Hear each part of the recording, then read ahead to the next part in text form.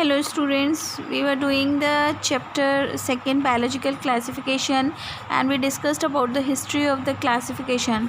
Now today we will start with the first kingdom of the classification. I already told you that R.H. Whitaker given the 5 kingdom classification and the first kingdom is kingdom Monera. So let's start with the first kingdom, that is Monera. Let me clear you the first most important thing. We know that in kingdom Monera all the organisms are prokaryotes. Prokaryotes means they doesn't have the true nucleus, means the nuclear membrane is not present around the nuclear material. Is it clear? Now the one important thing in this kingdom, this bacteria is the common, you can say, the sole member of this kingdom, and in this kingdom the cell wall is made up of that is peptidoglycan. Clear? It is a type of mycopeptide. And in this the cell wall is you know that in prokaryotes the cell wall is made up of cellulose only. So there are some organisms also where the cell wall is made up of cellulose. Clear? For example, here is the Acinetobacter is the organism that the cell wall is made up of cellulose. In some of the organisms are also present in the Monera where the cell wall is completely absent, means they lack the cell wall. For example, mycoplasma. Here this is about the cell wall. Next we will discuss about the cell membrane. Cell membrane in all the prokaryotes, the cell membrane is made up of lipids and protein, we all know it. Clear?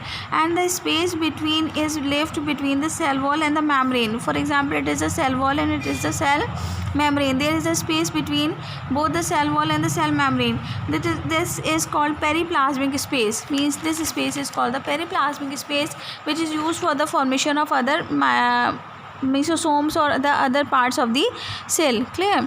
Now the third thing that we'll discuss is the cytoplasm. The prokaryotes lack the membrane bound organelles. Clear? Means in the cytoplasm in the cell, you know, the number of the organelles are being present, organelles are being present. So these membrane bound organelles are being not present in the cytoplasm. Now the next one is the nucleus. I already discussed that they doesn't have the true nucleus, means their nucleus is incipient nucleus. We can use the word here incipient nucleus. Incipient nucleus means the nucleus lack the cell wall, nuclear membrane. Clear? Now in the prokaryotes they are having the genetic material, but they lack the true chromosome. True chromosome means the chromosome is made up of DNA and the histone protein. They doesn't have the histone protein, they have the DNA, circular DNA and the non-histone protein. That's why we say that they doesn't have the true chromosome. Understood? And this type of the nuclear material is called the space where the nuclear material is being present is called the nucleide. Now the next is the ribosome. They have the 70S type of the ribosome. Clear? Now the first will of this we are going to start is this Monera has been divided into two forms of the bacteria, Archaebacteria and Eubacteria. Let's first discuss with the Archaebacteria. It is a true bacteria, means it have all the parts that are being found in the bacteria. That is the true bacteria, and it was being first observed in the rainy water, where the rainy water was there. Then Leeuwenhoek examined the first true bacteria. Now let's discuss about the shape of the bacteria. On the basis of the shape we have the different types of the bacteria. The first one, cocci or the coccus bacteria. It is circular in shape. You can see the small circles are there. It is being circular spherical in the shape, and the smallest known bacteria is the Diplococcus pneumonia bacteria. Now the next one, the bacteria can be in the rod shape also. This rod shape is called bacilli, or we can say the bacillus. Clear? These bacteria have the rod shape structure. For example, E. coli or the bacillus are the rod shape bacteria. The next form of the next shape of the bacteria is a spiral. They have the spiral shape. Clear? The spiral shape bacteria are called the spirilla or the spirillum. For example, Trypanomia or spirillum are the examples of the spiral bacteria. Now the last one, the shape of the bacteria is comma shape. You can see the comma like shape, it has been there. The comma shape bacteria are called the Vibrio or the comma bacteria, and for example the Vibrio cholerae disease causing bacteria is this type of the bacteria. Clear? Now that this was a classification on the basis of the shape.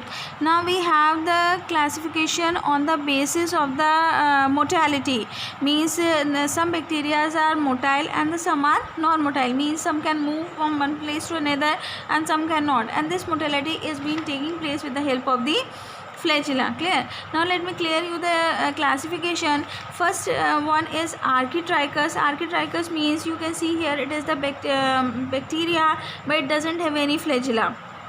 Clear? So the bacteria that doesn't have any flagella, that bacteria are called Architrichus.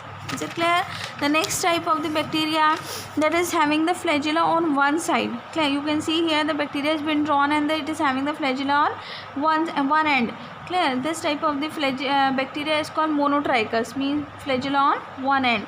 The second one here, the Amphitrichus, means flagella on both the side, but they have the single flagella on both the side. You can see here the one flagella on both the side. The next one is Lophotrichus. Lophotrichus means they have the group of the flagella, means a bunch of the flagella on both the ends of the bacteria. Clear? Then we have the Cephalotrichus. Cephalotrichus and Lophotrichus are very similar, but the difference is there.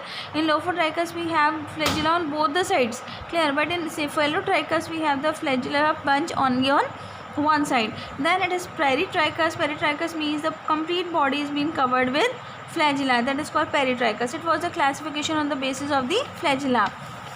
Now the mode of the nutrition. They have the different types of the mode of nutrition. For example, the autotrophic and the heterotrophic. First, let me discuss about the autotrophs.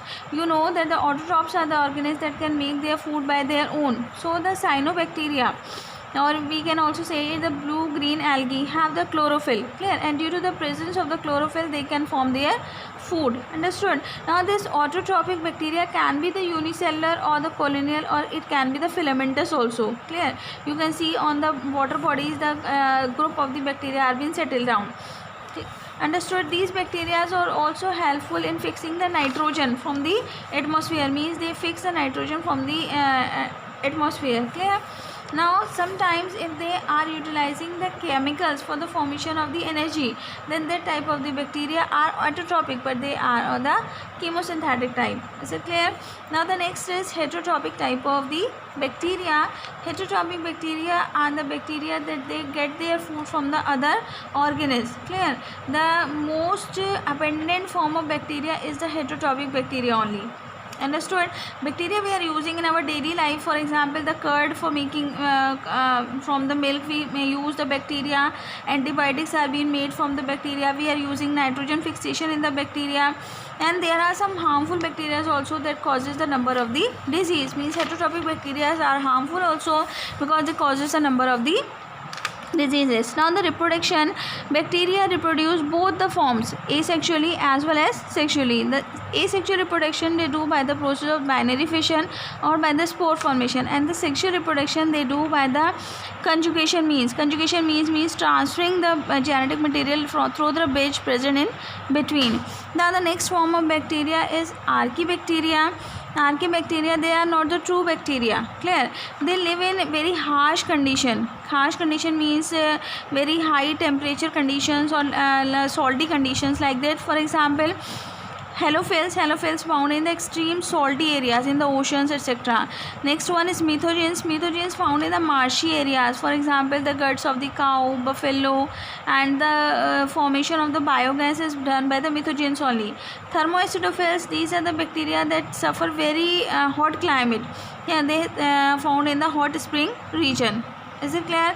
So this is about the bacteria, Archaebacteria, Eubacteria. I told you about the exception that the bacteria, there is one bacteria that doesn't have the cell wall.